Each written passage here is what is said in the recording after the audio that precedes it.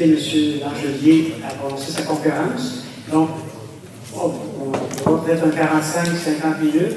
Après quoi, je vais revenir au train pour la période de questions. Donc, je vous demanderai de garder vos questions pour permettre de donner un temps adéquat à chacun de nos conférenciers. Alors, merci. Bon début de soirée, M. Langelier. Bonsoir, mesdames et messieurs.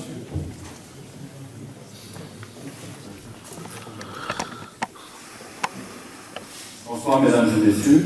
Alors, ça me fait infiniment plaisir d'être avec vous ce soir. Moi, ça fait plusieurs années que je viens ici. J'étais jeune, j'avais moins de 10 ans et je venais déjà à cette basilique-là. Alors, c'est un retour aux sources, en quelque sorte. Alors, la loi sur les hydrocarbures dont je vais vous parler ce soir, c'est une loi qui s'inscrit dans une loi plus large. Et cette loi-là, c'est la loi concernant la mise en œuvre de la politique énergétique 2030 et modifiant diverses dispositions législatives. Donc, on a inséré une loi dans une loi. La loi sur les hydrocarbures, en fait, la loi générale comprend 24 articles. Les articles 23 et 24 concernent strictement la loi sur les hydrocarbures. Et cette loi-là comprend 269 articles que je vais essayer de décortiquer le plus rapidement possible. Alors, comme dans toute loi, on commence d'abord par les principes généraux. Et ces principes-là, je vais en relever 3. Le premier principe, c'est qu'on nous dit qu'on va régir le développement des hydrocarbures en fonction des cibles de réduction des gaz à effet de serre. Alors, au départ, c'est un élément qui me semble absolument contradictoire, parce que réduire notre empreinte carbone, réduire nos gaz à effet de serre, ça ne passe pas par le développement de projets en lien avec les hydrocarbures, parce que c'est un peu comme si on disait le fait de faire 4500 puits Anticosti, faire des centaines de puits dans le Bas-Saint-Laurent, tout ça aurait une empreinte carbone négative ou insignifiante. Alors que dans les faits, si le gouvernement du Québec allait de l'avant avec l'ensemble de ces projets-là, c'est plus de 10% de notre empreinte carbone qui serait augmentée. Donc, au lieu de réduire nos gaz à effet de serre, on va les augmenter. Donc, premier principe, assez contradictoire. Deuxième principe, on nous dit qu'effectivement, les hydrocarbures, ils font partie du domaine de l'État. C'est une richesse collective, puisqu'on a effectivement nationalisé le sous-sol au Québec en 1982. Mais il faut bien se rendre compte que ce principe-là n'aura aucun impact réel et immédiat dans la réalité, dans la mesure où effectivement le sous-sol québécois a déjà été concédé, voire baladé, puisque on a vendu ça à des anciens cadres d'Hydro-Québec, à des anciens politiciens. C'est le principe de la porte tournante. Donc, on fait un bout de temps dans la fonction publique ou dans la politique, et hop, on retourne à l'entreprise privée. Alors, c'est comme ça que ça s'est passé. On a bradé le sous-sol à quelque chose comme 17 hectares. Ça a rapporté au gouvernement du Québec à peu près 200 millions de dollars. Et pour vous donner une idée de ce qui existe ailleurs, en Colombie-Britannique, pour une superficie qui est 5 fois plus petite, on est allé chercher de 4 à 5 milliards de dollars. Donc, ça fait partie du domaine de l'État, mais ce domaine-là, on s'en est débarrassé au profit de l'entreprise privée. Troisième principe, on nous dit que tous les travaux qui vont être exécutés en fonction de ce développement des hydrocarbures, tous ces travaux-là vont être réalisés en vertu de la présente loi, doivent être selon les meilleures pratiques généralement reconnues. Alors, les meilleures pratiques généralement reconnues par qui? Essentiellement par l'entreprise privée. Il faut bien se rendre compte que ce n'est pas la queue qui va branler le chien, c'est le chien qui va branler la queue. Et les compagnies québécoises peuvent faire de la recherche d'hydrocarbures, mais ils n'en feront pas d'exploitation. Ce sont les compagnies albertaines et texanes qui vont faire ça, si jamais on s'engage là-dedans. Et évidemment, ces compagnies-là ont déjà leurs standards, et standards dont on connaît maintenant les conséquences, puisqu'il y a effectivement des milliers de cas de contamination des sources d'eau qui ont été rapportés. Il y a déjà un certain nombre de condamnations par les tribunaux américains. Donc, les meilleures pratiques en question sont essentiellement celles développées par l'industrie avec toutes les conséquences qui en découlent. Ensuite, la loi, après nous avoir défini ces grands principes-là, va nous donner un certain nombre de définitions pour qu'on comprenne un peu qu'est-ce qu'on veut faire. Et vous remarquerez que dans ces définitions-là, on va utiliser des termes un peu extravagants, des grands termes. Par exemple, on nous parle de sondage stratigraphique. Essentiellement, c'est des trous de mine. On crée un trou, puis on fait du carottage pour aller savoir s'il y a effectivement des hydrocarbures. On va nous parler de complétion, qui est la stimulation chimique des puits. Bien ça, on n'aime pas parler de fracturation hydraulique, parce qu'évidemment, la fracturation hydraulique, c'est assez connoté négativement. Là, les gens sont inquiets avec raison de ça. Donc, on utilise des autres termes, mais qui sont essentiellement la même chose. On va nous parler de raccordement de tuyaux. En fait, il s'agit de gazoduc ou d'oléoduc, mais ça encore, des spaghettis de tuyaux qui quadrilleraient l'ensemble de notre territoire, bien, les gens sont un peu inquiets de ce genre de situation-là, et donc, on va utiliser d'autres termes.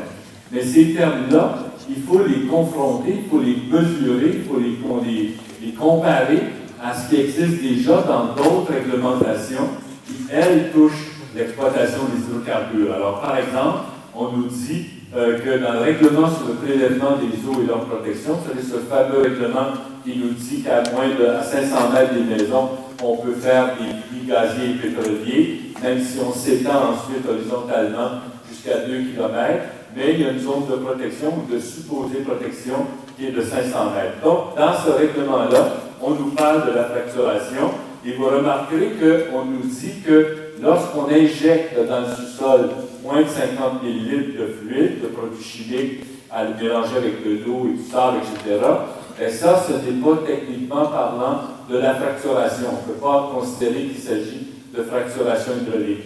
Alors, dans les faits, ça constitue donc de la complétion au sens du projet de loi, mais c'est essentiellement les mêmes choses.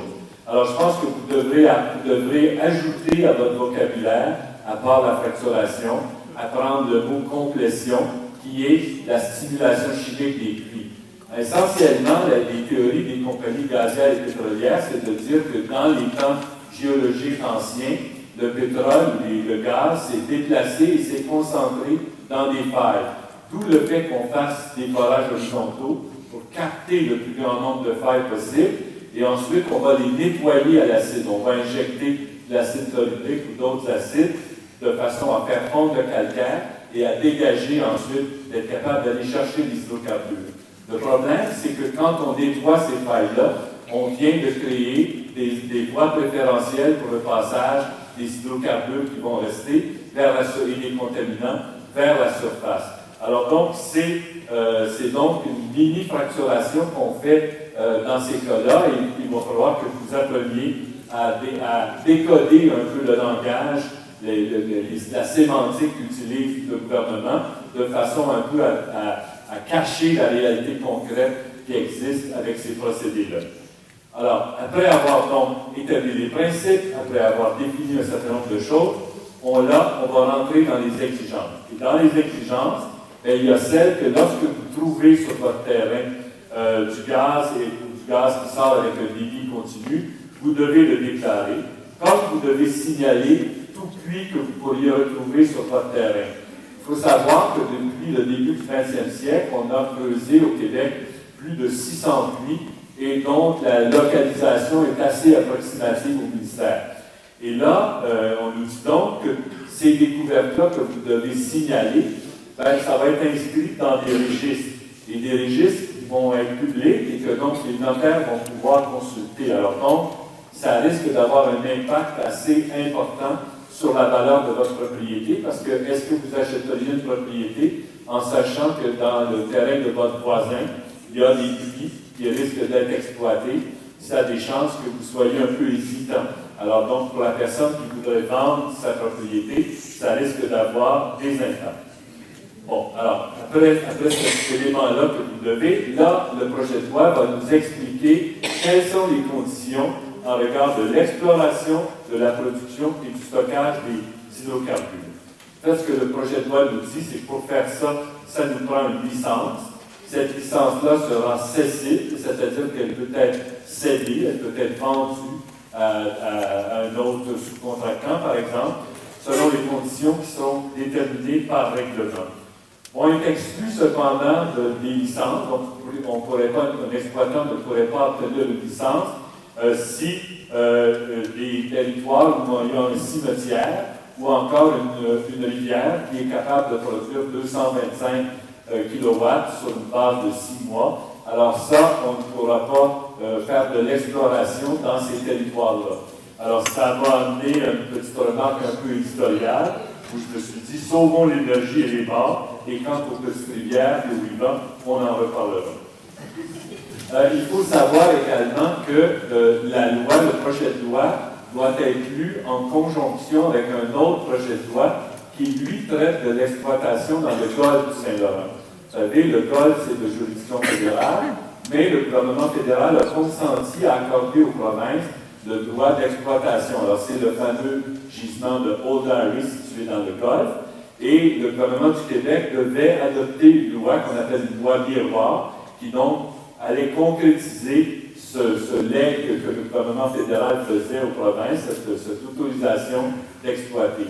Alors, dans ce projet de loi-là, on devait définir quel était le périmètre où cette exploitation-là devait se faire. Et ce qu'il faut savoir, c'est qu'on a exclu du projet de loi 49 certains territoires, dont la baie de Gaspé et la baie des Chaleurs, ce qui veut donc dire que les exploitants pourraient, à partir du sol, à partir de la rive, s'étendre horizontalement sous la baie de Gaspé ou la baie des Chaleurs, avec évidemment les conséquences négatives qui pourraient en résulter pour l'exploitation des ressources, par exemple la pêche ou encore le réseau touristique. Donc, c'est notre projet de loi dont on parle ce soir qui s'appliquerait dans un tel cas.